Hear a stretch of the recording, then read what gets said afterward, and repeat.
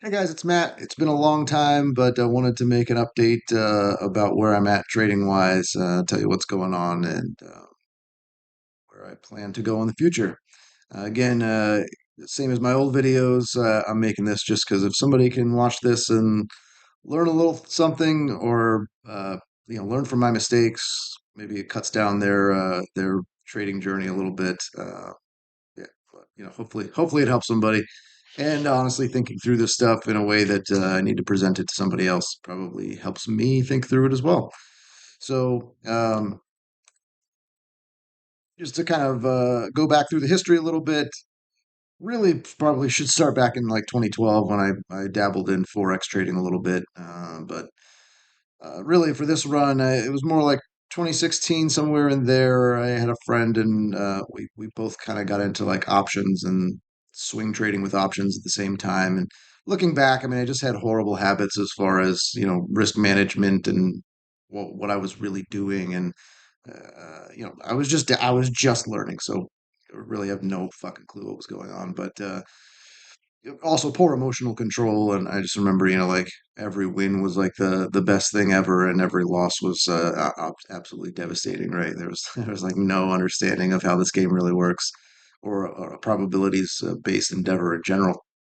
So somewhere in there I also touched on small cap scalping, other option strategies, futures, etc. It was kind of like, I think, what many people do during their first stages is they bounce around from one thing to the next, because obviously couldn't be you that's the problem, right? It's like, oh, well, I'm trading options. Well, it's going to be futures that really work. No, that's not. You can trade any vehicle. It's the trader that's the problem, right? So around 2020, I started to do small caps, and I was with the broker CMEG. That's when I was making my videos from a few years ago, right? So uh, at that point, I was following other people's style. I was really at that point probably watching some YouTube videos, or I might have been in my one of my like my first chat room at that point, but definitely still learning emotional regulation. And I remember, being pissed off when I would miss a trade and it would take off without me, or if I would get in a trade and blow up, and just being like super emotional, and to the point where like breaking things, and I mean just childish behavior, right? uh, which is funny because I recently saw a video on YouTube of this relatively successful trader, as far as I know. I mean, as far as you can tell on YouTube, and they were exhibiting some of those same things. And I was like, really? You're a full-time trader and your emotional regulation sucks that bad? Like, not whatever. I mean, if it works for them, it works, but I just wouldn't want to live like that. Just being pissed every time a stock doesn't do what you want it to do, like the stock is there for your will or whatever. I don't know. It just doesn't make sense. Anyway, then 2021, I switched from CMEG to Cobra, which CMEG was an offshore broker. I did that because small account and they didn't have the PDT rule, but their fees really didn't support definitely didn't support being short biased. They had some weird locate thing going on there where it was like super expensive to locate shares, especially for a small account with small size. So anyway, I had saved up enough money to go to Cobra, because you needed like your minimum. I forget what it was, 27,000 or something to go to Cobra, and so then I could really be short biased with a broker that I thought was more set up for that, right? But still thinking, at that point, like XYZ is the answer. So that meaning, okay, if I just learned this strategy, or if now that I'm short bias in small caps, that's definitely going to be the winning strategy, right? Again, not realizing that I still had a lot of work to do on me. I was also probably switched over to another chat room sort of thing at that time. Um, yeah, I don't know. We need to get into all that. We'll talk about chat rooms a little bit here. Then 2022, the room that I was in at that point, I actually started to learn some really cool things about back testing and using Python to access Polygon's data and try to find edge in the small cap market. Um, Really, it should be should refer to that as micro cap market for the most part, but we'll generalize and say small caps. So that's when I really started developing my own system rather than being like, okay, let's find out what other people are doing and try to replicate that. I just kind of started coming up with my own hypotheses of what I think is going to happen. What do I think is a likely scenario that's repeatable that I can maybe back test and see if that at least historically has been true, and then find a way to uh, play that going forward, right? And my execution was definitely improving as far as I mean, one, it helps to have a system, right? If you're just saying like, "Oh, I think stocks when they go up, they're going to go down," and you don't really have a good set of rules to follow, then how do you know if you're executing well or not?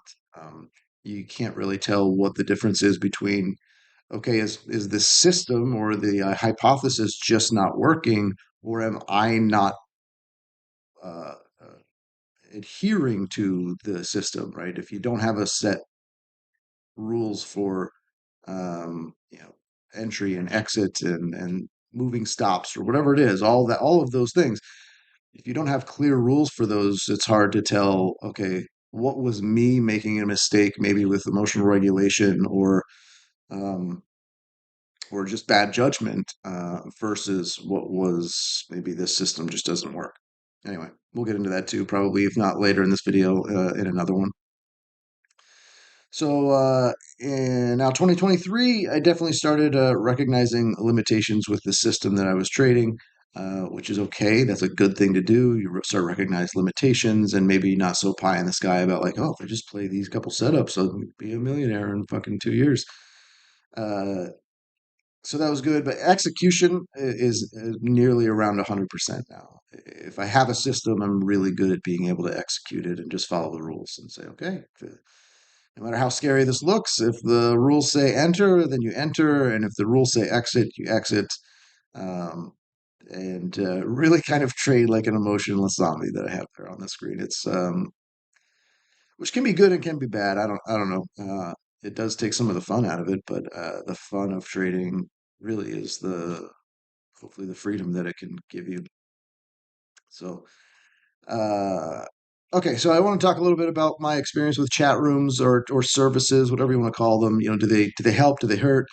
I think it depends on what you want to get out of it and where you're at in your journey and whether you've chosen a good one or not. There's all kinds of things, right? If your expectations are to go in, just be like, okay, well, I'm just going to copy what this guy does because this person's successful. So if I just follow their trades, I'll make the money that they're making, right? Um, for multiple reasons, that might not be a good idea, right? Especially in really quick scalping situations, the delay in them, even if you were in the same room as them, like literally physically in the same room, and they were calling out, okay, I'm going long here, I'm going short here, I'm going to get out now. There's just a delay there that means you're not going to be trading the same thing they're going to be trading. And then when add into the fact that, let's say you're listening to a video that's being streamed over YouTube or something, and there's a 3 second delay there. So they actually got in 3 4 seconds ago, and now they're getting out as you're getting in, basically, and they're using you to dump shares, basically. That you're just a pawn there. But even if it's not a scalping situation, if you're going in to copy somebody else's trades, what are you really learning? And one, do you know that that person's legit? We'll get into that later.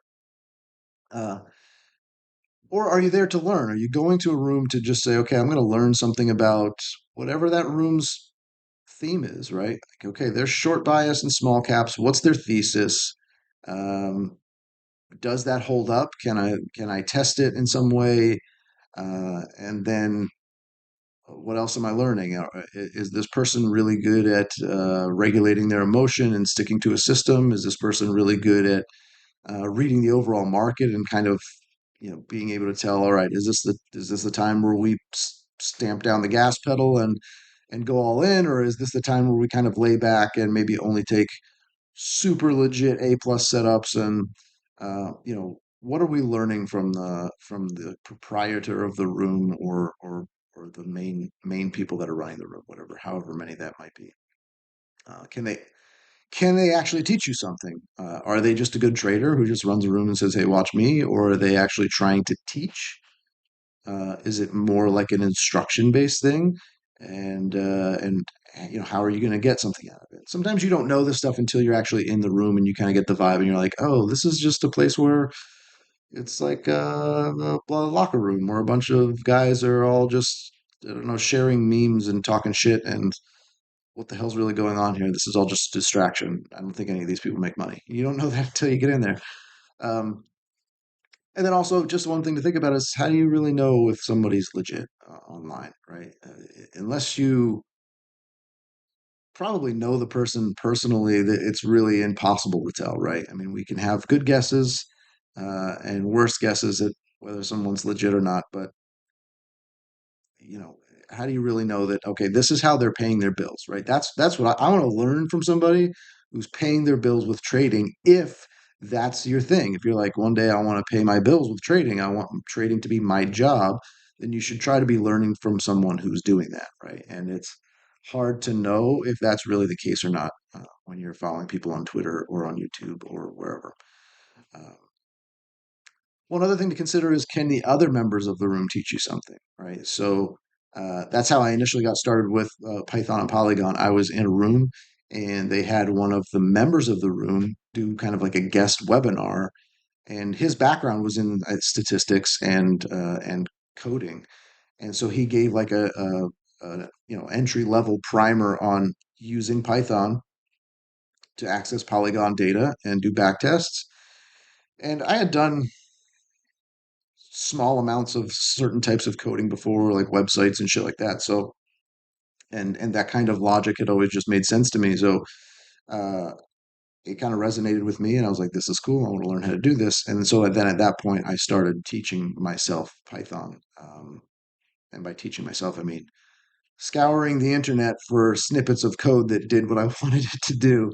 And I understand once I learned it, I understand why it's happening. But yeah, anyway, that was how I started with that. So that was another member. That wasn't even the person who owned the room who taught me that, right? Um, which is kind of funny because I was paying one person money so that another person could teach me stuff. But uh, anyway, that's kind of just how it goes sometimes. But that's a question to ask, is like, okay, am I just there for this one person, this person who owns the room and is saying, okay, we're going to get in here, this is what we're looking at today, blah blah blah? Are you just learning from that one person, or the other members of the group also successful traders and also have things to teach? um, and of course, the environment, like I said before, means something to that, right? Because if it's just a bro chat with stupid fucking memes being shared and a bunch of shit talking about other rooms or whatever, how are you going to learn anything in that environment, even if there is someone who's worth listening to, right? Or is it a calm room where really only business is discussed, and nobody's in there to dick around. Everybody's there to make money and take it seriously. Doesn't have to be super formal or everything. You can still have fun, but it's most people are there to just do the work, right? And then you can learn in an environment like that because it's not just chaos. Um, Also think about, do the strategies of the room resonate with you? That should be obvious, but if you're a slow moving, kind of deliberate, calm person, why are you in a scalping room? Why are you in this room where this guy is like, you know, chugging down Ritalin and Red Bull, and he's in and out of trades every 5 seconds? How does that make sense? Or if you're a very risk averse person and taking big losses is your kryptonite, and you prefer to take small losses but maybe a little more frequently, but then take big winners, you got to find a room that matches that. Don't find somebody who's martingaling into trades and constantly averaging up or averaging down or whichever position they're in, and then every once in a while taking a giant loss that wipes out 2 weeks of wins, but then they go on a 3 week win streak to make it all back and then some, right? Like, that's probably not for you if you're not that kind of person. Also, it might not be for your kind of account. When you have a really small account and you're kind of leveraging a lot, if you take that big loss right out of the gates, you just happen to step in front of a freight train and take the big loss as your first trade, well, then you're done. Like you just wiped out your account. So congratulations, right? So that might not work for you. Anyway, again, these are just things to consider, stuff that I was thinking about. And then touching back on, Twitter, YouTube, even books. Again, how can you be sure their legitimacy? Like if the author of the book is a successful trader, why are they writing a book? Right? Why am I making this video? Again, I'm making it because it's not making me any money at this point. So I'm making it because I don't know, I like to hear myself talk, and maybe it's helpful for me, and hopefully maybe it's helpful for somebody else out there. But if somebody's, I mean, writing a book, I've written a book. It's a hell of an endeavor. It takes a long time. And I like self-published a book with a co-author, and it was a lot of work. I can't imagine working with an editor and a publisher and all that kind of stuff. Like the back and forth has just got to be a nightmare, right? So then you've got to ask yourself, like, why would they go through all that? Is that really they really want to help people that much, or are they trying to make some extra money by writing a book? And if they're trying to make some extra money by writing a book, what does that say about their trading? Aren't like why are they selling a product? What aren't they already rich? Don't they have the freedom that they want? Why do they need another stream of income? Same thing with making videos and especially some of the really high production value YouTube videos. I mean, I'm sitting here with a fucking PowerPoint that I put together in 4 minutes. It was more than 4 minutes, but and I'm using my laptop uh, camera, right? Like I'm not investing in this. Just so I'm looking at some of the high production videos out there, and I'm like, why are you doing all this? You've got all this lighting system and these cameras and multiple angles and editing. Probably paying somebody else to edit the video, and like it's pretty cool. Like I mean, great, but again, you're doing all that just to help people. You could help people with just sitting there with a your cell phone camera and talking if you're a really good trader. It's more likely that they're trying to put on a show and they're trying to make money off of that endeavor. And again, why? And some people just want to make as much money as they can. So maybe they are a successful trader, but they also want to make a couple of grand a month from YouTube. And all right, I guess. I don't know. It seems like at some point when if you figure out the trading thing, you're going to want to just do what makes you the most money most efficiently and use your time, but wisely, but whatever. Anywho, so try to figure that out. That goes for YouTube, that goes for Twitter, that goes for authors of books. Why are they writing the book? What are their intentions? And is the because that'll tell you whether the information might be legitimate or not and useful to you. Um, that's my dog scratching around over here.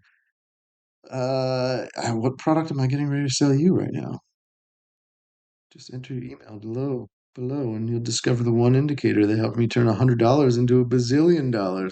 Sorry, it says gazillion. I misspoke.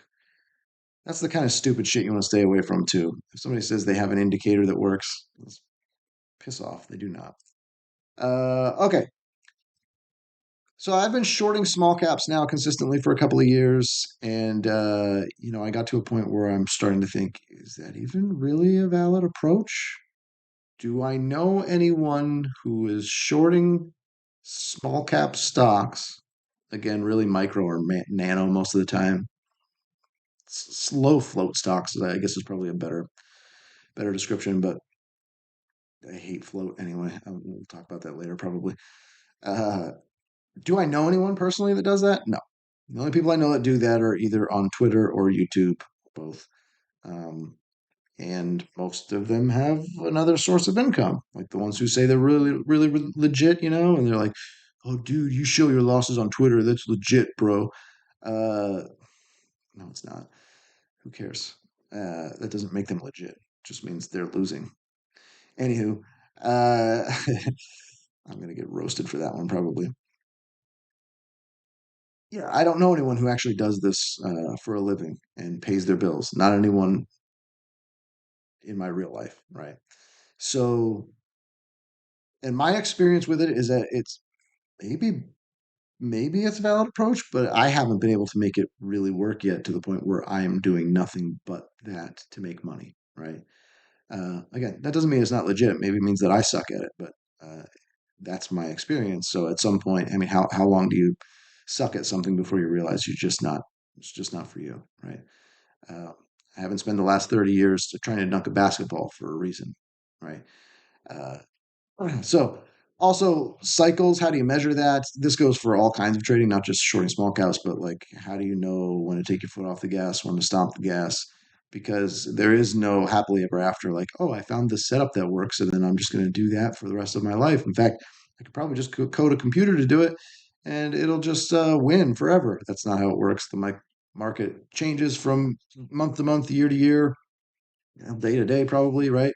And some days it's going to be in your favor, and other days it's not. Even if you're really good with risk management and stuff, you could probably increase your odds by knowing where you're at in certain cycles and adjusting your trading from for that. So also small accounts.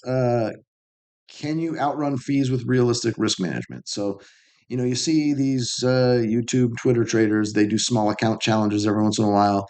And it's funny because when they do a small account challenge and they're like, I started with $1,000 and I turned it into 1 million in 6 months, you never stop fucking hearing about it, right? It's just they'll use that for the next decade of their trading prowess and how awesome they are. And then every once in a while, you'll catch one if you pay attention and you follow them in real time. You start to see that, oh, they blow those up like half the time. Like, oh, I started with $1,000 and two weeks later it was gone. So then I started with another $1,000 and I turned that thousand into a million. It's like, okay, so what did we learn? We learned that if you're starting with a small account and you just stomp the gas out of the gates, you're 50% likely to just blow up and go home. But you never hear about the blowups. They don't tell you about that one. They just tell you about the one that they turned into $1 million. And why? Because they're marketers and they're probably not legitimate traders, right? They've got a purpose there. So I'm going to talk a little bit more about my small account and what I mean by outrunning fees and stuff like that, because there's some things to consider there. Um, Also, being short biased, and especially in the small cap world, like you got to pay for locates. How much does that erode your edge? It could be pretty legitimate. We'll see that in a second or two as well. Um, and let's talk about 2023, the year that finally broke me.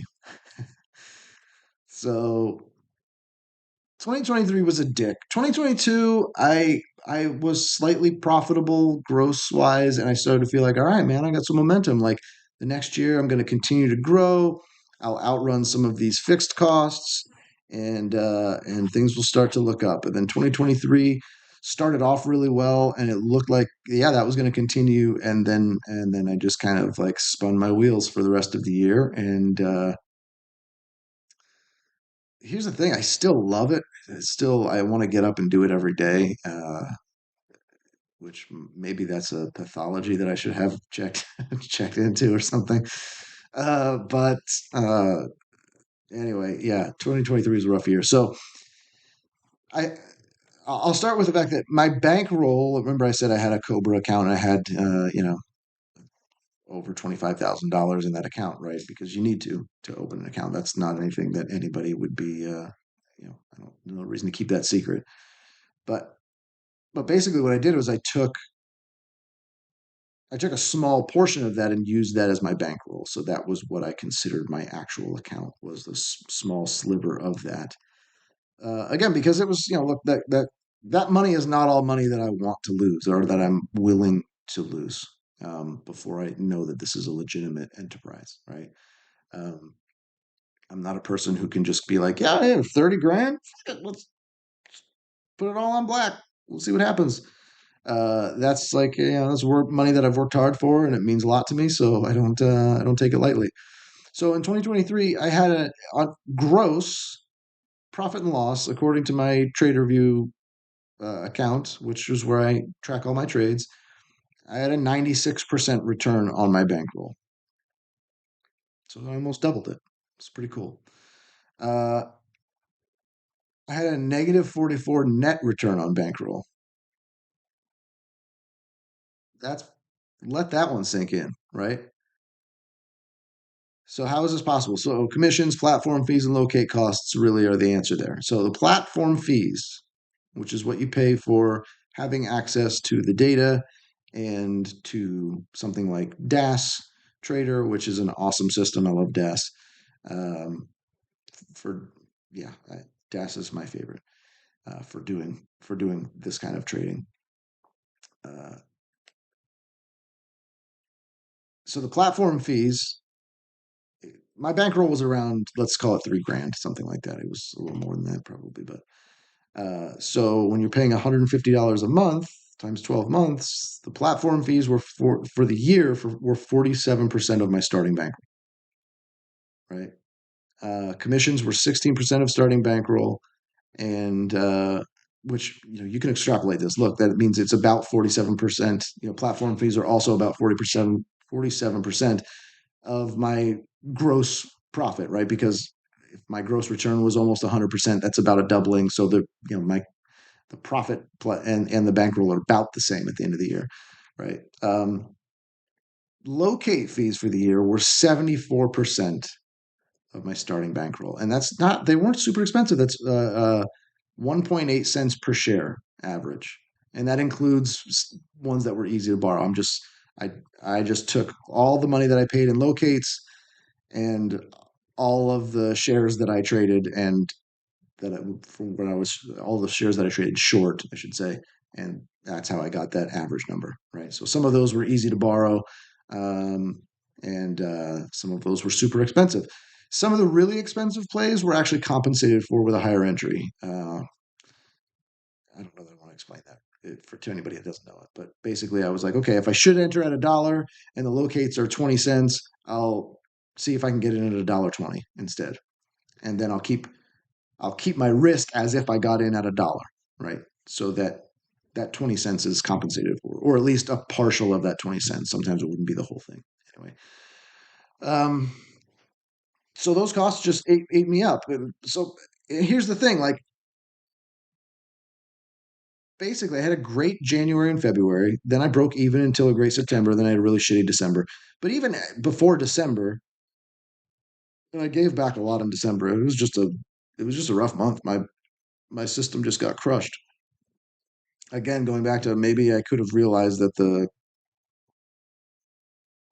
cycle was just not in my favor at that point. The market was in a place where I probably should have taken my foot off the gas, but I just kept trading my system, which again goes back to what I said earlier about like I'm really good at following a system, even when it's in the face of like, oh, this doesn't look so good.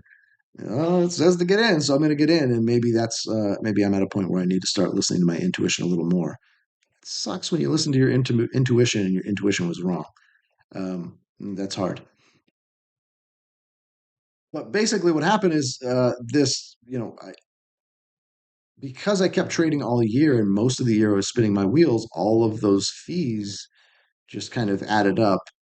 Not necessarily the platform fees; those are going to be there whether you're trading or not, as long as you have the account open, right?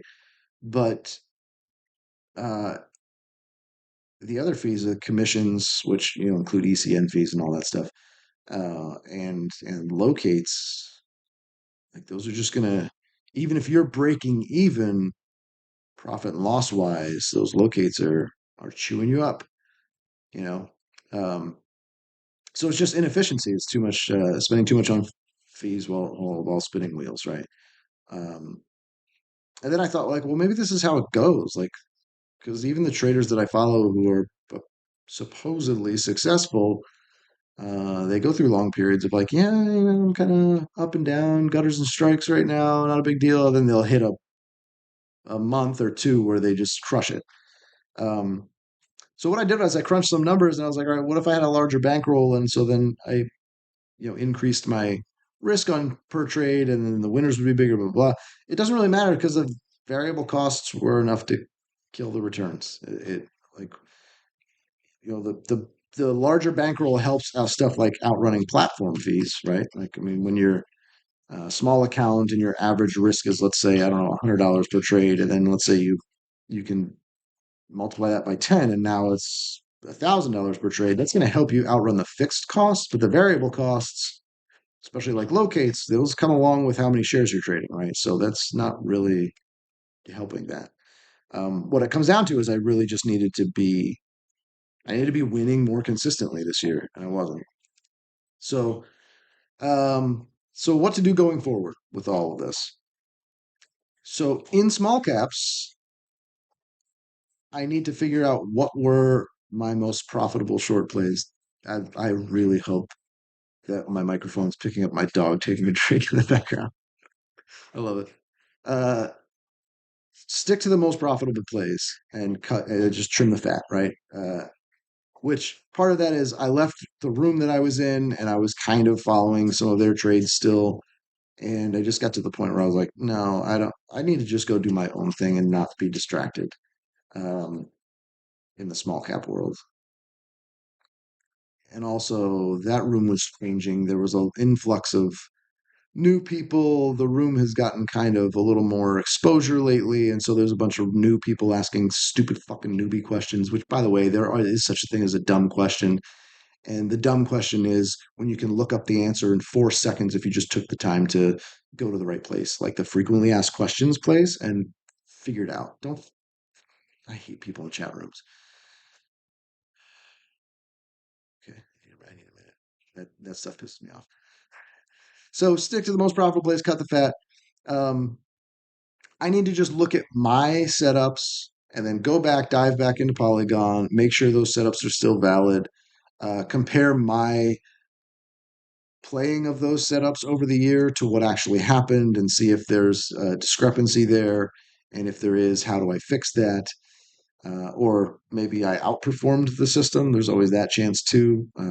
That's an interesting year-end endeavor to always undertake. Right? Is to say, okay, well, the system had 100 plays and I had 97 plays, and the three that I avoided were either, oh shit, they were going to be big winners. Well, then I need to stick to the system better. Or three that I avoided were maybe the biggest losses of the year. And so my intuition saved me. Or, that's a bad example, but you know what I mean.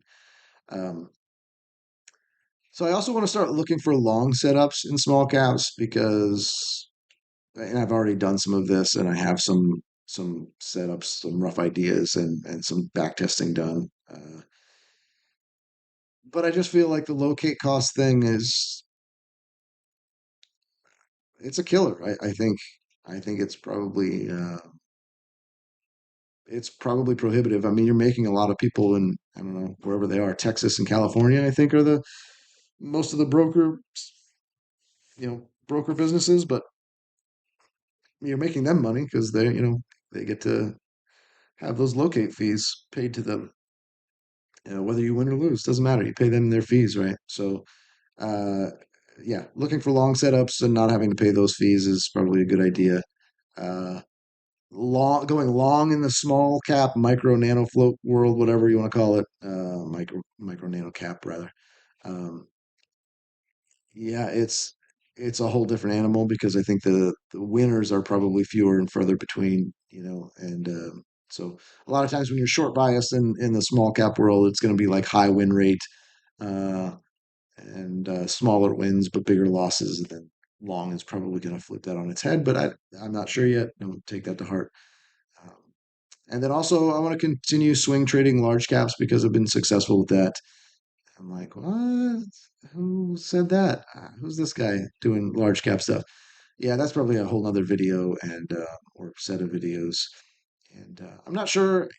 I might make another video next week, or I might not make one for another 3 years, or maybe never again. Who knows? But hopefully, this was helpful and not just me rambling to myself. Although if it was, honestly, I thought of some things along the way while I was recording this that I need to go back and address. So it was helpful for me, and that's all I care about because I'm selfish, and that's what makes a good trader. See you guys.